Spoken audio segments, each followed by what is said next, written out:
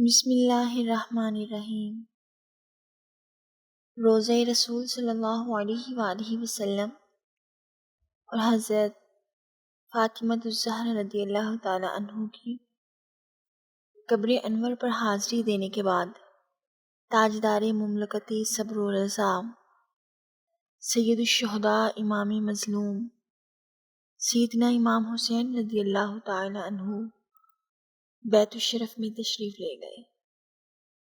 خاندان نبوت کو تیاری کا حکم فرما کر آپ عبادت میں مصروف ہو گئے۔ معبود برحق سے ملاقات میں عالمی استغراق کی سی کیفیت طاری ہو گئی۔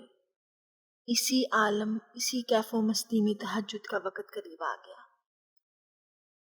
آپ اس عبادت سے بھی بھر کر انتہائی فریضہ سر انجام دینے کے لیے اٹھے۔ جائے نماز کے قریب ہی 9-10 سال کی بیمار بچی لیٹی ہوئی تھی، جس کی کراہیں دل کو تڑپا دینے کے لیے کافی تھی۔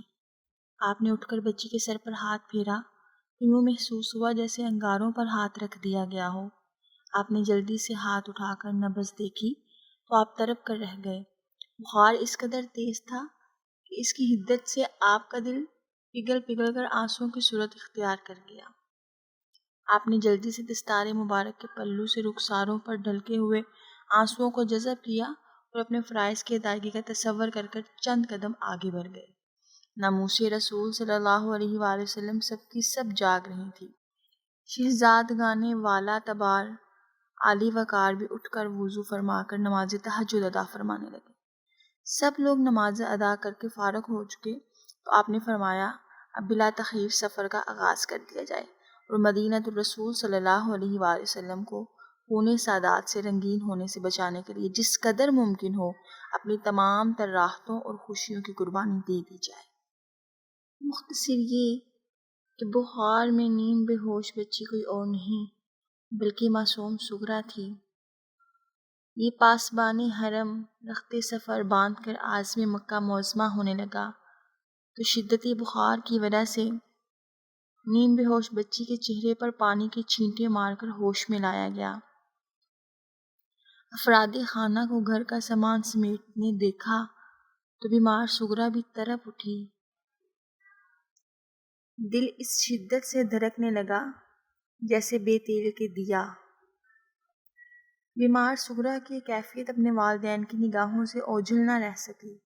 امام مظلوم نے تسلی دے کر کہا، اے میری غمزدہ لگتے جگر، ہم تیرے اضطراب و اضطرار کی حالت سے بے خبر نہیں۔ بخار کی اس شدت میں بھی تیرے چہرے کی زردی اور آنکھوں کی ویرانی جو سوال مجھ سے کر رہی ہے، میں اس کی پوری کسک اپنے دل میں محسوس کر رہا ہوں۔ اے میری بچی، تمہاری اداس اور بے چین نگاہیں مجھ سے پوچھ رہی ہیں کہ ہم کیوں اور کہاں جانے کی تیاری کر رہے ہیں۔ میری نور چشم، تیری حسرت بری نگاہوں میں یہ سوال بھی گردش کے نہ ہے کہ ہم اپنی تیاریوں میں تجھے کیوں شامل نہیں کر رہے۔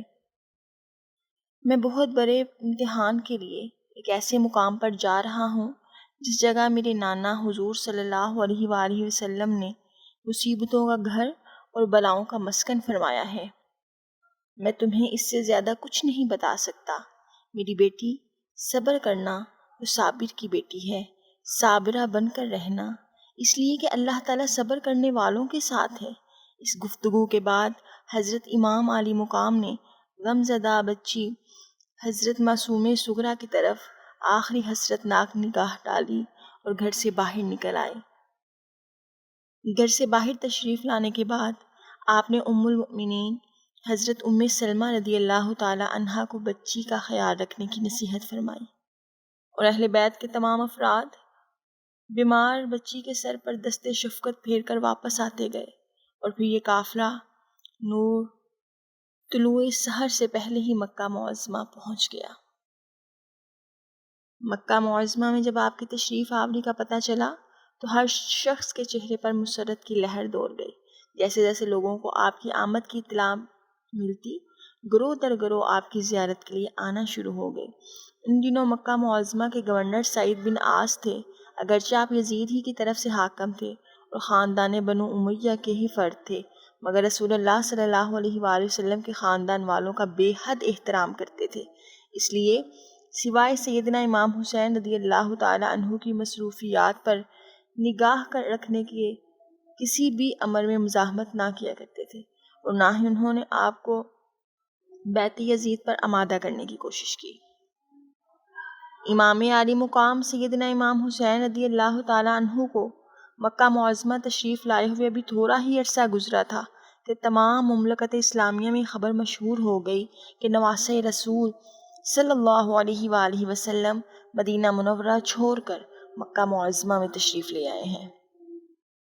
اس بات کی اطلاع کوفے والوں کو بھی ہو گئی، چنانچہ کوفے کے سرداروں نے ایک مشاورت کے لیے مجلس قائم کی اور فیصلہ کیا جس طرح ہو سکے سیدنا امام حسین رضی اللہ تعالیٰ عنہ کو کوفے بلوا کر یزید کی بدکاریوں اور بدعمالیوں کا محاسبہ کیا جائے۔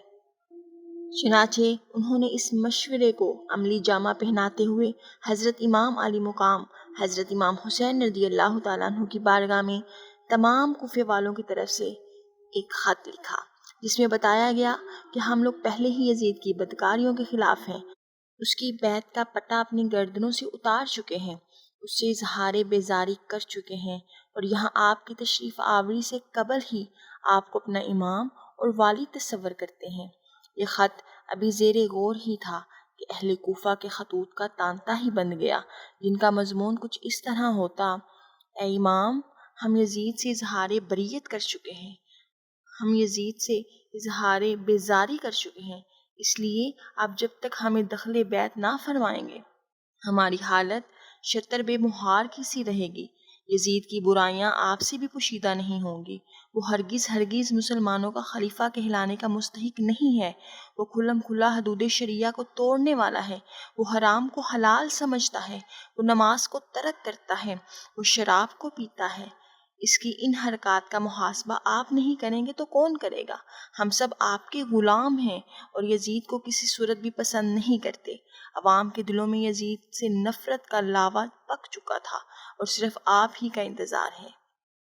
روایات میں اختلاف کے ساتھ کوفہ والوں کے اس قسم کے ڈھیر خطوط جمع ہو گئے، تو امام علی مقام نے اپنے احباب سے مشورہ کیا تو طے پایا کہ سب سے پہلے کسی شخص کو وہاں بھیجا جائے جو وہاں کے حالات کا جائزہ لے اور پھر ہمیں خط لکھے۔ اس کے خط لکھنے کے بعد جو مناسب ہوا اس کو عملی جامہ پہنایا جائے گا اور اس پر قدم اٹھایا جائے گا۔ چنانچہ فیصلہ کیا گیا کہ حضرت مسلم بن عقیل رضی اللہ تعالیٰ عنہ کوفہ تشریف لے جائیں اور وہاں کے حالات کا مکمل طور پر جائزہ لیں۔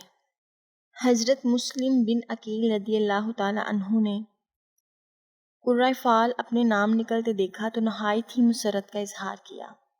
اس وقت تخت سفر باندھ لیا، اپنی صاحبزادی حضرت سکینہ بنت مسلم کو امام عالی مقام حضرت امام حسین رضی اللہ تعالیٰ عنہ کے سپرد کیا اور اپنے دونوں بچوں ابراہیم اور محمد کو ساتھ لے کر کوفہ کی طرف روانہ ہو گئے۔ سفر اگرچہ نہایت دشوار گزرا تھا، مگر امام حسین رضی اللہ تعالیٰ عنہ کے حکم کی تعمیل اس قدر کرتے ہوئے اس قدر سرشار تھے کہ تمام تر مصیبتوں کو ہنسی خوشی برداشت کرتے ہوئے اپنے صاحبزادوں کے ساتھ کوفہ پہنچ گئے۔ کوفہ والوں نے آپ کا والہانہ استقبال کیا اور آپ کو رئیس کوفہ مختار سقفی کے مکان پر ٹھہرایا گیا۔ کوفہ میں آپ کی آمد کی خبر جنگل میں آگ کی طرح پھیل گئی اور کوفہ کے تمام مرد و زن والہانہ طور پر آپ کی زیارت کے لیے آنا شروع ہو گئے۔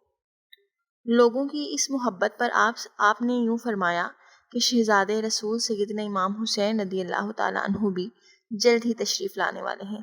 مجھے انہوں نے اپنا نائب بنا کر بھیجا ہے تاکہ میں یہاں کے تمام واقعات سے ان کو آگاہ کروں۔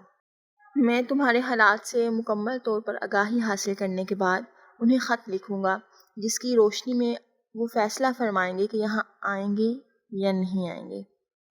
کوفہ کے سرداروں نے اسی وقت شہر بھر میں عام اعلان کرایا کہ جگر گوشہ بطول شہزادہ رسول امام علی مقام حضرت امام حسین رضی اللہ تعالیٰ عنہ کے نائب حضرت امام مسلم رضی اللہ تعالیٰ عنہ آپ کے نائب کی حیثیت سے یہاں تشریف لائے ہیں، اس لیے تمام لوگ آپ کے دست حق کے پرست پر حضرت امام حسین رضی اللہ تعالیٰ عنہ کے لیے بیعت کریں۔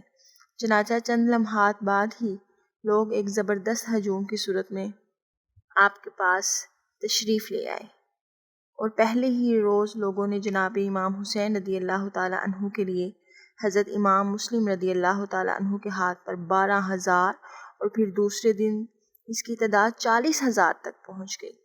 اب یہ سلسلہ جاری ہی تھا کہ امام مسلم رضی اللہ تعالیٰ عنہ نے اہل کوفہ کو اس الفت و محبت کا مشاہدہ کرتے ہی سیدنا امام حسین رضی اللہ تعالیٰ عنہ کو خط لکھا کہ حضور، اہل کوفہ کے تمام لوگ آپ سے بے حد محبت کرتے ہیں اور وہ آپ کے ہی غلام ہیں، اور اکثریت نے آپ کے نام پر بیعت کر لی ہے، اس لیے آپ جتنی جلدی ہو سکے یہاں تشریف لے آئیں، اپنے جمال جہاں آرا سے ان لوگوں کو مستفیض فرمائیں۔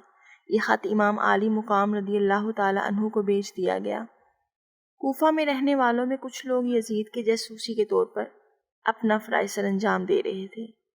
ان یزید کے نموخواروں نے کوفہ کے گورنر نعمان بن بشیر رضی اللہ تعالیٰ عنہ سے کہا کہ آپ نہیں دیکھ رہے یہاں یزید کی بادشاہت کے خلاف لوگ امام مسلم رضی اللہ تعالیٰ عنہ کے ہاتھ پر بیعت کر رہے ہیں، اور امام علی مقام امام حسین رضی اللہ تعالیٰ عنہ کا انتظار کر رہا ہے۔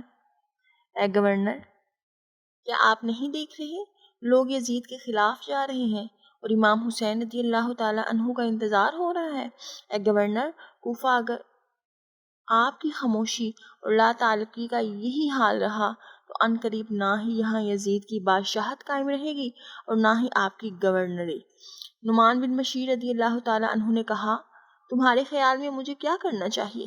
ان یزیدیوں نے کہا، جو لوگ امام مسلم کے ہاتھوں پر بیعت کر رہے ہیں آپ انہیں پوری طاقت سے منع کریں۔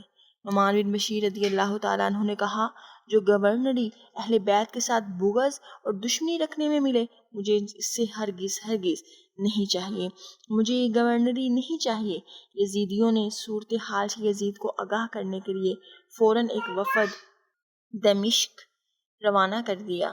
یزید نے اپنے ایک یہودی وزیر سے مشورہ کر کے یہ طے کیا کہ کوفہ میں نعمان بن بشیر کو معزول کر کے ابن زیاد کو گورنر مقرر کیا جائے۔ چنانچہ ابن زیاد کو ایک خط لکھا گیا کہ بصرہ میں آپ قائم مقرر کر کے فوراً کوفہ آ جائیں اور وہاں سے جس طرح بھی ہو سکے بغاوت کو کچل کر رکھ دیں۔ ابن زیاد یزید کا حکم نامہ پاتے ہی کوفہ کی طرف روانہ ہو گیا۔ یہ شخص بہت ہی مکار اور عیار تھا۔ اس نے عاجز حجازی لباس پہنا اور رات کے وقت کوفہ میں اس راستے سے داخل ہوا جہاں لوگ بیٹھ کر امام علی مقام امام حسین رضی اللہ تعالیٰ عنہ کا انتظار کیا کرتے تھے۔ یہ مکار جب اس راستے سے حجازی لباس پہنے اور چہرے پر نقاب ڈالے ہوئے گزرا تو لوگ خوشی سے جھوم اٹھے کہ امام حسین رضی اللہ تعالیٰ عنہ تشریف لے آئے ہیں۔ یہ خبیث سیدھا گورنر ہاؤس پہنچا اور نعمان بن بشیر کو یزید کا حکم نامہ دکھا کر معزول کر دیا اور خود کوفے کی گورنری کے عہدے پر فائز ہو گیا۔ صبح ہوئی تو اہل کوفہ کو بلا کر ابن زیاد نے تقریر کی، اے کوفہ والو، آج سے میں تمہارا گورنر ہوں اور میرا یہ اعلان سن لو کہ اگر تم نے امام مسلم کے ساتھ بیعت رکھی یا امام حسین کی محبت و عقیدت کا دعویٰ کیا تمہارے گھر لوٹ لیے جائیں گے اور تمہاری جائیدادیں ضبط کر لی جائیں گی اور تمہارے سر کاٹ دیے جائیں گے۔ ابن زیاد کی اس وحشت ناک تقریر نے کوفیوں کے دلوں کو بدل دیا۔ تمام کوفیوں نے بیعت توڑنا شروع کر دی۔ پھر ابن زیاد نے حضرت امام مسلم رضی اللہ تعالیٰ عنہ کا سراغ لگوایا تو پتہ چلا آپ حضرت ہانی کے گھر ٹھہرے ہوئے ہیں۔ اس بدنہاد نے حضرت ہانی کو اپنے دربار میں طلب کیا اور کہنے لگا، اے ہانی، ہمیں معلوم ہوا ہے کہ امام مسلم تمہارے گھر میں ٹھہرے ہوئے ہیں، جلدی سے انہیں ہمارے حوالے کر دو۔ حضرت ہانی رضی اللہ تعالیٰ عنہ نے کہا، میں اپنے مہمان کو تیرے حوالے ہرگز نہیں کر سکتا، اور تو جتنا بھی زور لگا لے میں کبھی اس کام کے لیے تیار نہیں ہو سکوں گا۔ آخرکار ابن زیاد نے حضرت ہانی کو محبت اہل بیت کی وجہ سے اذیتیں دے دے کر شہید کر دیا۔ اِنَّ لِلَّهِ وَإِنَّا إِلَيْهِ راجعون۔